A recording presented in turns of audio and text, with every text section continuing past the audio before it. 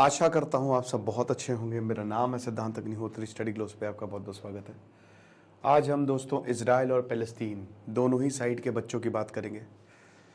तो क्या करें ये बच्चे जो हैं, अब यहाँ पे इजराइल के जो लाश उठाने वाले हैं लौंडा यसू, उन्होंने ये बोला है कि जब मैं सुबह उठा सैटरडे को तो मैंने देखा कि हर तरफ सायरन बज रहे हैं। तो मुझे फिर ये समझने में देर नहीं हुई कि हमास ने हमला कर दिया है, लेकिन उसके बाद ये तो सिर्फ एक छलावा था। असली में जो आतंकी आए और जो इन्वेड किया इजराइल को, वो बहुत ही ज़्यादा खतरनाक था। उनके एग्जैक्ट वर्ड्स है। इंडिया टुडे की ये रिपोर्ट है और इंडिया टुडे की रिपोर्ट में कोट कर रहा हूँ। बताते हैं लौंडा यसू सेदरॉट, जहाँ पे सब बहुत खतरनाक अटैक होता है, वहाँ पे काम करते हैं, कि मैं 55 साल का हूँ और मैं बहुत समय से, मैं और मेरा क्रू ये काम कर रहा है, लेकिन इस बार मैं दहल गया। मैंने जो देखा, मैं गया सबसे पहले जिस घर में मैं गया, वहाँ पे एक औरत थी, वो प्रेग्नेंट थी। उस औरत का पेट चीरा था और उसका जो पेट चीरा था वो बच्चा उसी में ही, गर्भ में ही था, यूम्बिलिकल कॉर्ड से बना हुआ, और उसको भी वो पूरा चाकू जो है वो चीरते हुए निकला था, उस बच्चे को भी। ऐसा हिसाब किताब। जब बता रहे हैं कि जो रोड 55 मिनट लेती थी एक जगह से दूसरी जगह पहुंचने में, उसने 12 घंटा लिए। हम चलते जा रहे थे, लाशों को भर रहे थे, रेफ्रिजरेटर में डाल रहे थे, लाशों को पहचान रहे थे। हमने देखा 20 बच्चे को बांध के पीछे गोली मारी गई और कुछ को तो जला दिया गया। इजराइल ने कल बच्चों की पिक्स शेयर की जो कि मारे गए हैं। जो बाइडन ने बोला कि मैंने बच्चों को सर कटते हुए देखा है। फ़लस्तीन के बच्चों की बात करिए। एक बाप अपने बच्ची को लेकर भाग रहा है और एकदम से एयर स्ट्राइक होती है, उसकी बच्ची खत्म, आधी घायल, बच्ची मर गई, और बाप रोते हुए, चीखते हुए अपनी बच्ची को गोद में लेके भागता है कि कोई कुछ कर ले। एक दूसरा बाप अपने दोनों बच्चों से कहता है कि बेटा यहीं रहो, मैं 2 मिनट में आ रहा हूं। बस वो इस साइड जाता है, एकदम से एयर स्ट्राइक होती है इजराइल की और वो दोनों बच्चे खत्म। मतलब आप समझिए कि आंखों के सामने बच्चे खत्म। 500 के करीब जो बच्चे हैं वो मारे गए हैं अभी तक। आप समझ रहे हो। फ़लस्तीन की बात करें तो वहां पे 84% बच्चे डरे हुए हैं, 80% कंफ्यूज्ड हैं, 77% सैड हैं, उनको पता ही नहीं कि करना क्या है। 11 लाख लोगों को इजराइल डिफेंस फोर्स ने बोला है कि साउथ में चले जाओ, फ़लस्तीन के साउथ में चले जाओ। यूनाइटेड नेशन से ये रिक्वेस्ट की है कि आप 11 लाख जो लोग हैं, जो सिविलियंस हैं फ़लस्तीन में, उनको साउथ में भेज दीजिए।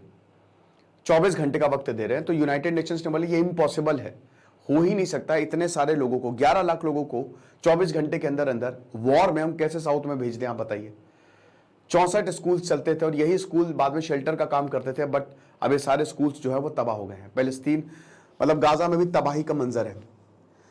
अब पहली बात तो ये हमास, इसका तो खात्मा होना चाहिए, मतलब समझ लीजिए इनकी नस्लें मिटा दें, ऐसा होना चाहिए। ग्राउंड ऑफेंसिव के लिए तैयार है। कौन सा ये रेवोल्यूशन कर रहे हैं, छोटे छोटे बच्चों को मार के, लोगों को मार के। जो म्यूजिक फेस्टिवल हुआ, 100 से ज्यादा लोग जो है वो मारे गए उस म्यूजिक फेस्टिवल में। एक तरफ लोग सेलिब्रेट कर रहे थे और दूसरी तरफ पैराशूट से लोग आए, हाथ में गोलियां, और उसके बाद खेल खत्म, कत्लेआम शुरू किया। फ़लस्तीन में लोग मर रहे हैं, बहुत बुरी हालत। गाजा में तो आप ये समझिए कि लोगों ने तो ये अब एक्सेप्ट कर लिया कि भाई अब तो गए हम। इजराइल की ये जिम्मेदारी बनती है और हमास की भी नैतिक जिम्मेदारी बनती है। इतना बड़ा हमास कहता है कि हमें फ़लस्तीन के लोगों के लिए काम करें, ये काम कर रहे हो। उनकी भी जिम्मेदारी बनती है कि भैया मारो तो हमको मारो, इनको ना मारो। लेकिन इजराइल जो है वो बिल्कुल भी रुकने नहीं वाला। लेकिन यहां पे गाजा के लोग कुछ खास सपोर्ट करते नहीं है हमास को, ठीक है। ज्यादातर उनको ये है कि भाई बच के निकले बस यहां से कैसे भी। अब इजराइल ने बोला है खाली करो, कहां खाली करे, जाए तो जाए कहां, पूरा गाजा तो ब्लॉकेड है।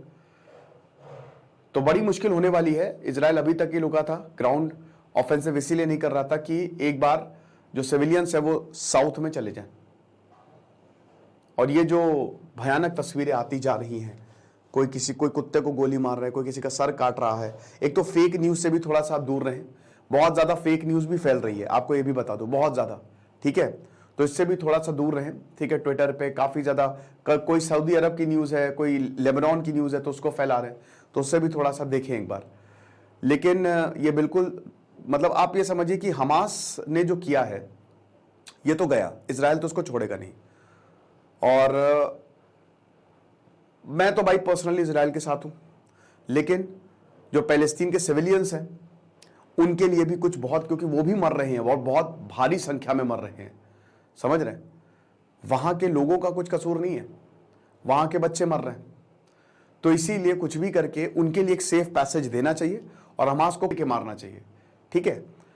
तो ये चीज़ है, बट बहुत ज़रूरी है कि इसमें सिविलियंस का ध्यान रखा जाए। जो तस्वीरें आ रही हैं, मैं तो एकदम देख के एकदम डिस्टर्ब सा हो गया कि यार ये कैसे है। इनफैक्ट जो मैं आपको बता रहा था ना, गाजा में जो पिता है, मतलब मुझे तो आंसू आ गए कि वो अपनी बच्ची को लेके भाग रहा है। पहले तो क्या भागे किधर, जाए कहाँ, ठीक है।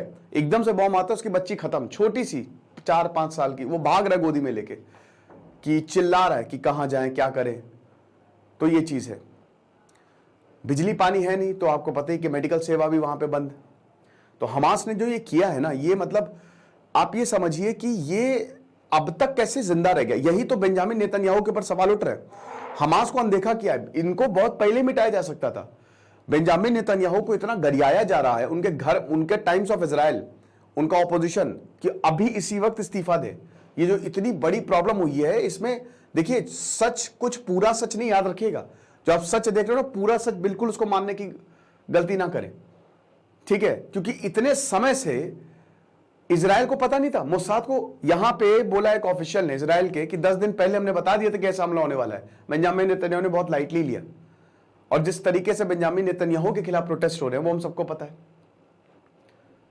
तो लगातार जो चीजें गड़बड़ हुई है ना, उसमें बेंजामिन नेतन्याहू का भी बहुत बड़ा हाथ है, ये चीज है। लेकिन अब फैसले का वक्त तो आ ही गया, तो आतंकियों को तो छोड़ना है नहीं, मारना तो है ही, चाहे जो भी हो जाए।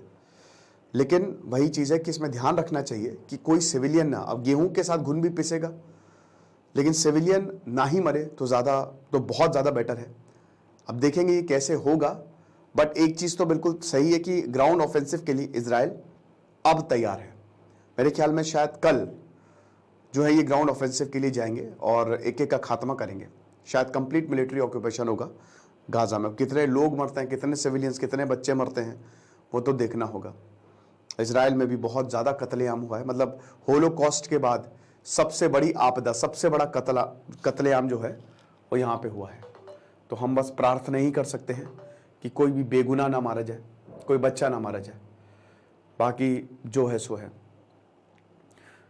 तो हमारे NLP का कोर्स आप ज़रूर अवेल कर सकते हैं। ये हमने बुकिंग साहब के कहने पे खोल दी है।